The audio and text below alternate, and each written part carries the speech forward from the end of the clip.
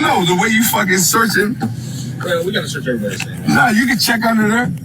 You can check under there. It ain't shit. It's just a big dick and some big balls, bro. You've already got concerns for your level of impairment anyways, okay? So that's why, because I can smell alcohol coming from you, and you're on the train tracks. Okay. So come on, man. Just listen to me. That's why I don't want you back behind the wheel anyways. Hey. You guys good? Yeah, we're trying to, my car's a little stuck right now. I see that. You want to help us? We're going to try. Huh? We're going to try. Right, what happened? What happened? How'd you get on the tracks, man? All right, good. Help us try and reverse this thing out. Well, hang on. You are stuck. Come here. I don't know. The way you... I'm trying, but yeah, we're not getting back in the car right now, okay? The reason why, so... Keep your hands in your pocket. Yeah. Keep your hands in your pocket. There's nothing in my pocket. That's why I'm going to take you down and look at that. Put your hands up in there, boy. You're on the train tracks. Okay. So come on, man. Just listen to me. That's why I don't want to... Keep going here. Because I got to put a tape line down. This is one. First step from there is 1, 2, 3, 4, 5, 6, 7, 8, 9. Do we need extra tape for this? No, sir. No? Do the turn. So then here's the turn. And then I'm going 9 back, right? 1, 2, 3, 4, 5, 6, 7, 8, 9. Yep. Don't touch it. Keep your arms down by your side.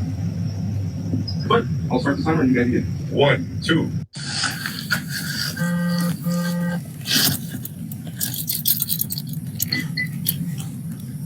I think we have too much this time. Okay. Just letting you know. Okay. I disagree with that, sir. But whatever you say. That's what I'm letting you know. I mean, I hear you. Walk on your own and you hope you walk, man. I'm fucking walking. You're pulling back, you're pushing back against me. I'm not pushing. You walk with another person, you'll be all right. So I'll pull all this shit off. You want to see my dick? And you want to check out of my nuts too? What? Go ahead. I feel like you might be. I feel like you might be. Oh my gosh, bro. All right, let me read this before we continue on. Newly released body cam footage shows Marcus Jordan, that be Michael Jordan's ill-begotten son, referencing his father, NBA legend Michael Jordan, in an apparent attempt to avoid arrest early Tuesday morning in Maitland, Florida. You gonna throw your dad's name into your bullshit? Are you fucking dumb? Per TMZ, officers discovered Jordan and a woman inside a $300,000 Lamborghini SUV stuck on train tracks around 1:14 a.m. in the morning. Video shows Jordan attempting to free the vehicle by pressing the gas, but when police noticed signs of intoxication, including slurred speech and unsteady balance, they asked him to exit the car. As officers patted him down, Jordan identified himself saying, "I'm Marcus Jordan. I'm Michael Jordan's son. I'm not doing anything wrong. I'm just trying to get home." He admitted to having drinks earlier in the evening, but denied being impaired. During the search, police found a small bag of white powder.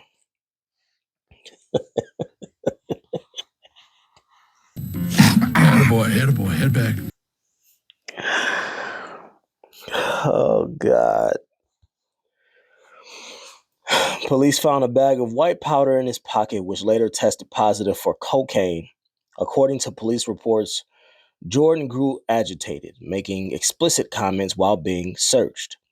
While he granted permission for the search, he expressed concerns for how he was being handled, telling police they can search him, but they won't find anything besides, y'all heard it, before resisting officers' attempts to place him in a patrol car. Marcus Jordan has to be probably the most embarrassing son of an athlete or celebrity that we've ever seen. I don't know anybody really that has blown the bag. I don't know anybody that has blown their reputation out of the water worse than Marcus Jordan. Your father laid out a legacy for you, and nobody said that you had to play ball. So, I understand him not wanting to do that. Maybe to escape the criticism of not being able to live in his father's footsteps and follow his footsteps, always having to live in his shadow. So I can understand that part. Nobody faulted you for not being a great basketball player like your father was. But what we will fault you for is having all of the amenities, all of the financial support, all of the freedom that money can buy, and then using that to do fuck all with it, to become nothing more than a doped out drunk crackhead who bangs other men's exes. He is in the headlines more for drugs and banging Scottie Pippen's ex than he is doing anything valuable or of worth in the community. I understand why. Matter of fact, here, let me show y'all something. I'm blessed. I have 6 wonderful kids that don't give me problems. They're kind of upset with me. They're upset with you? Yeah. Why? Because I said something, and I was just trying to be funny, but I was serious at the same time. I said, you can't touch daddy cheese until you get 2 degrees. That's a good one, honey. So they're young and they're doing their own thing now, and they call me for money every now and then. I'll be like, I ain't got it. Daddy broke. I ain't got it. Oh my goodness. Are they into sports too? I have, my youngest daughter, Miara, she's probably the best. And then Shakira's at Texas Southern, and my son Sharif is in the G League. I want my 2 other daughters, Tahira and Amira, I want them to be lawyers. I kind of have to bribe them to be lawyers. Okay. I had a conversation with the boys and the girls. The boys are kind of upset. It's like, you treat the girls different. And I was like, you're damn right I do. So that was Shaquille O'Neal speaking on what he told his children. And he told his children, no cheese. You ain't getting none of my cheese until you have 2 degrees. And a lot of people from the outside might look at that and say, well, that's a little bit harsh. You put in all this work. You work so hard. You became this big, huge name. You're a business mogul now. Your name is everywhere. You're known worldwide. Why would you require your children to go through the rigmarole and the very, very tough competitive market of obtaining degrees? Marcus Jordan referred to that video that we just watched at the beginning of this. That's why. That is why. Because see, when you have to go and when you have to go and do the work yourself, you develop is a different level of appreciation for what it is that you obtain at the end of it all. You develop a different appreciation for the money and the success that you achieve. Yeah. See, it's hard to respect money and to respect how you got it and respect having it. It's hard to respect it when you never earned it. Very hard to do. Very, very hard to do. It's hard. Very difficult.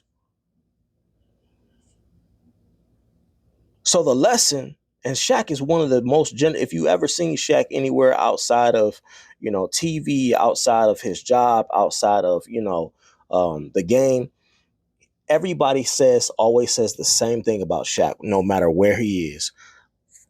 Big, lovable teddy bear. Just a big, loving guy. Always looking to help. Always help without being asked. Always looking to do the right thing. Shaq's reputation precedes him. I think a lot of that has to do with Kobe and his passing and the relationship that they had. But nonetheless, Shaq has done the work. His reputation precedes him now.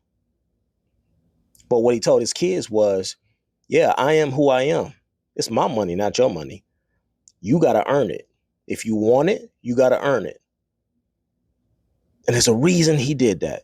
And we're watching the reason right here unfold live in front of the world with Marcus Jordan, acting a plumb fool and squandering his father's good name all over the place every chance he gets.